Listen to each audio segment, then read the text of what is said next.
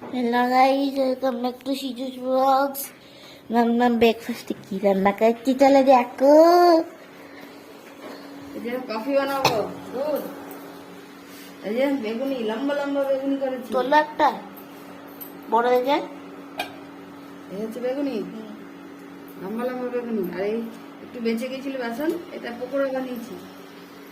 এই লেগ পিসের মতো পকোড়া এটা বানিয়েছি। আর এইটা আলু ভাজছি। কিন্তু আমি তো খাবো না, আমি স্যুপ খাবো। না তুই তখন খেতে হবে না, তুমি খাবি, ওষুধ খাবি। আমি দামি স্যুপ খাই নরে। আরে বাস, আলু ভাজা দিয়ে বেগুনিকে একটু মুড়ি খাবি, মুড়িটা খাওয়া হলে তখন পড়তে যাবো আবার। হ্যাঁ আবার 11টা থেকে পড়া আছে। তো বাই বাই সিজুস ব্লগ।